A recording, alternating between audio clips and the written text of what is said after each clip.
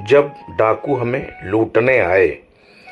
दोस्तों, मैना टार to Mumbai series के जरिए मैं आपको सुना रहा हूँ कुछ ऐसी दिलचस्प यादगार घटनाएं जो मेरे एसबीआई में नौकरी के दौरान जुलाई 1980 से नवंबर 2019 के बीच घटित हुई।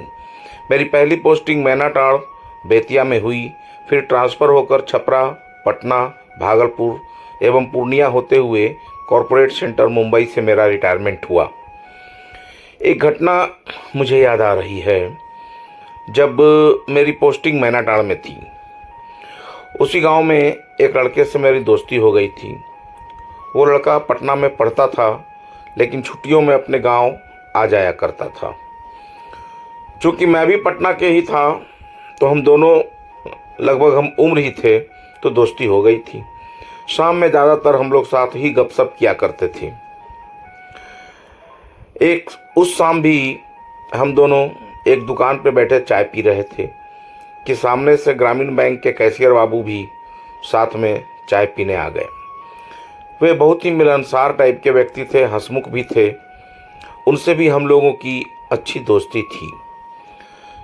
चाय पीने के बाद वे उठे और बोले कि जा रहे हैं नेपाल, कुछ कपड़ा और बर्तन ये सब खरीदना है। हम बोले चलिए हम भी चलते हैं। मुझे छोटे भाई के लिए रिको घड़ी खरीदनी थी।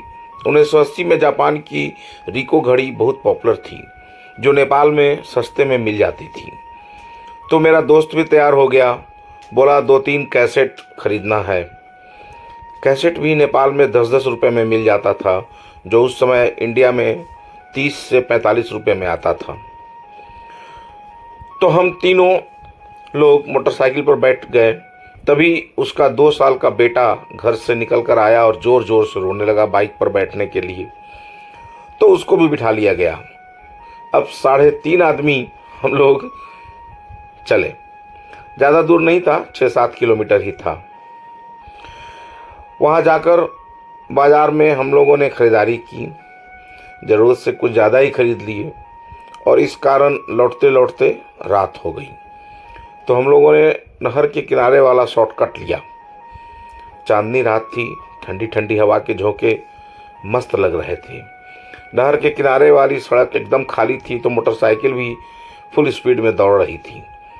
कच्ची सड़क होने की वजह से जगह जगह छोटे छोटे गड्ढे थे, जिससे हम लोग सीट पर बैठे बैठे उछल उछल जा रहे थे। हम दोनों के दोनों हाथों में 2-2 थैले थे, बार बार संभालने पड़ रहे थे। तभी अचानक एक चीख के साथ बाइक रुक गई।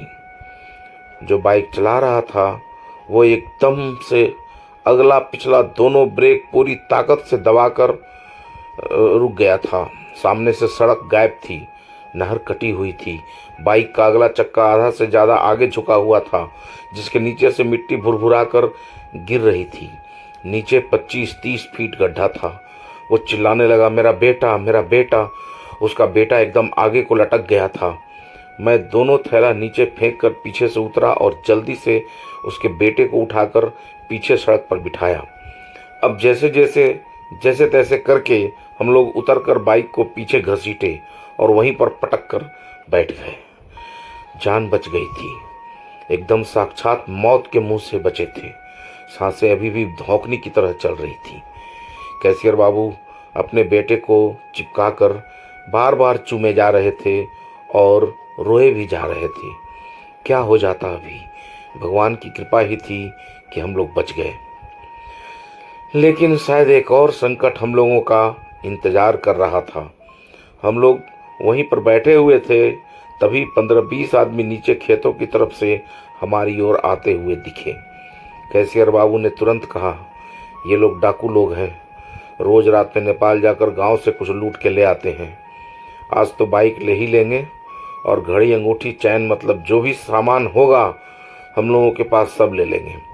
उसने कहा, जो मांगे दे देना है, कुछ बहस नहीं करना है। ये लोग तुरंत गोली मार देते हैं। हम लोग मानसिक रूप से लूटने को तैयार हो गए। मगर मैंने कहा, अगर ये डाकू हैं तो इनके घोड़े कहाँ हैं? मुझे चोर और डाकू में इतना ही अंतर पता था कि लूटते तो दोनों हैं, लेकिन चोर पैदल ही चलते हैं और डाकू घोड़े पर।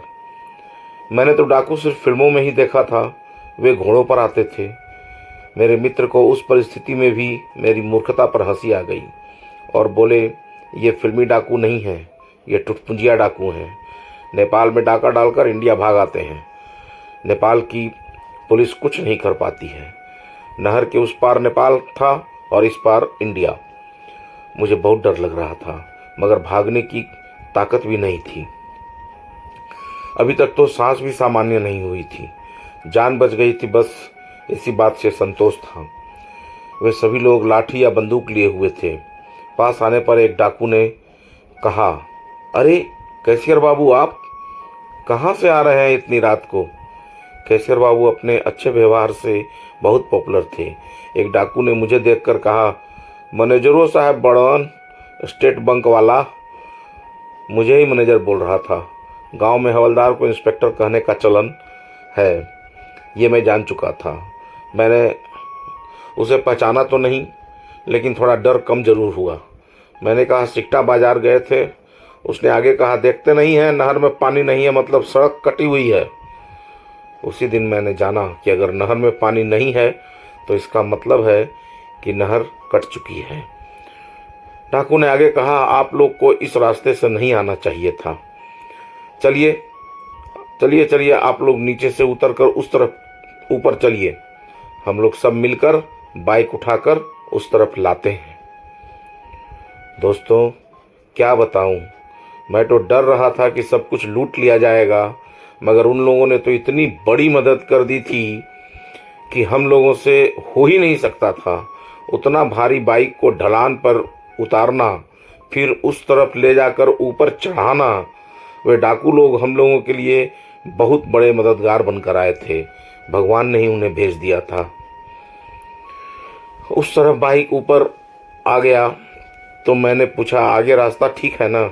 उन्होंने कहा, हाँ, आगे एकदम ठीक है। हम लोग भगवान का नाम लेते हुए मैनाटांड़ पहुंच गए। जान माल दोनों बच गए थे।